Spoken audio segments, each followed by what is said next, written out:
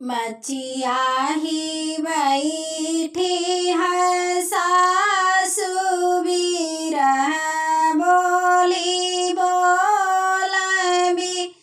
बिरह बोली बोलाई हो बाऊहारी कमाने गा रे बाबा कै बिटिया बीरन नाही आवैना केहू तू है पूछे पियरियो ना आवे पियरियो ना आवई हो बाउआरी कावाने गारी बाबा कै बिटिया पियरियो ना आवे बीरन नाही आवई हो नैहर में झगड़ा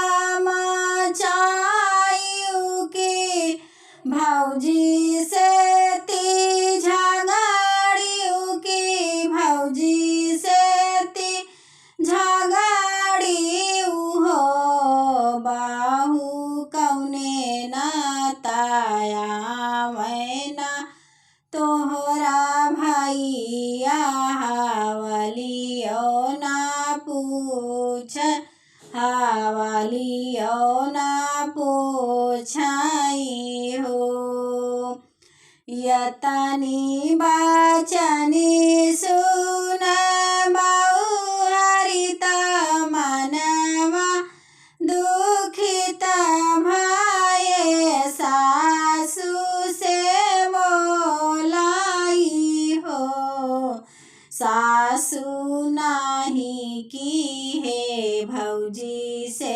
झगड़वा ना कौनो गलती आई हो सासु मोरा भैया गैले पारदेसवा कैसे कैया आवे के सत कैया आवई हो भौजी तो मोरी हमके मानता बहुताई जानई हो सासु जो मोरा भैया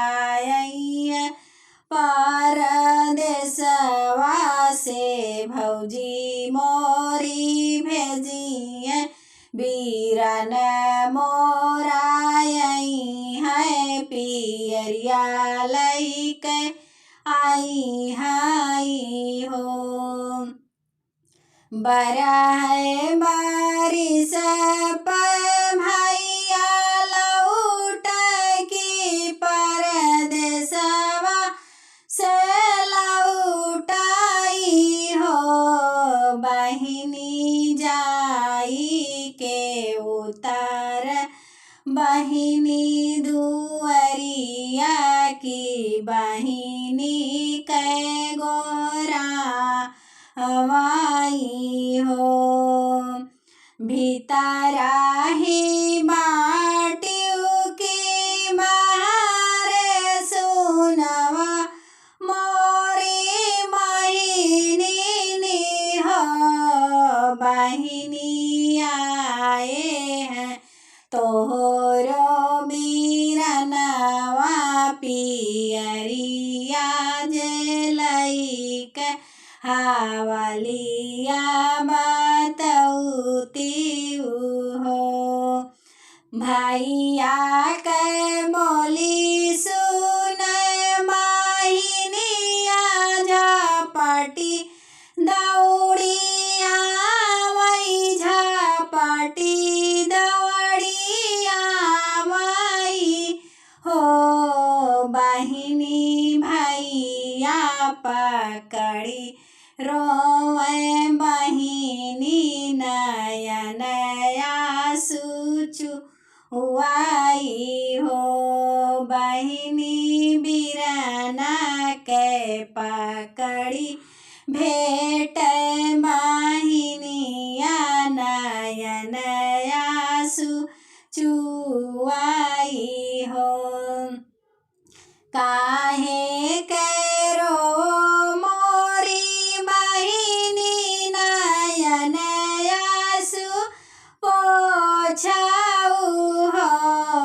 बहिनी कही देतियो अपनी हावलिया कवन दुखारो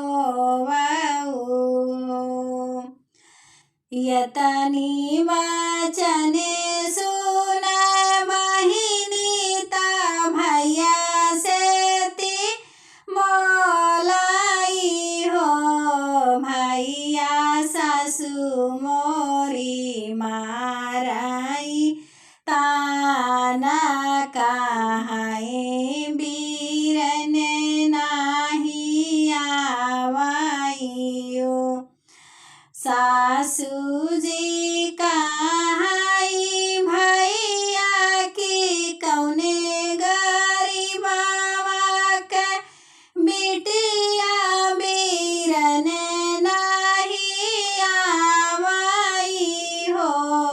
भैया इहे सोचिया वैरवैया नयन आंसू चुआई हो। भैया भल की हया मोरे घरवा इज्जत मोरा राख्यो मान मोरा राख्यो हो। तुही मोरी बहिनी से बहिनी सुनो मोरी बहिनी हो। बहिनी इजनी समझियो तू अपने मनवा बीरन नाही आई हो। बहिनी जब तक जी तोहरा भैया तो हरे घरे आई माने तोहरा रखबाई हो।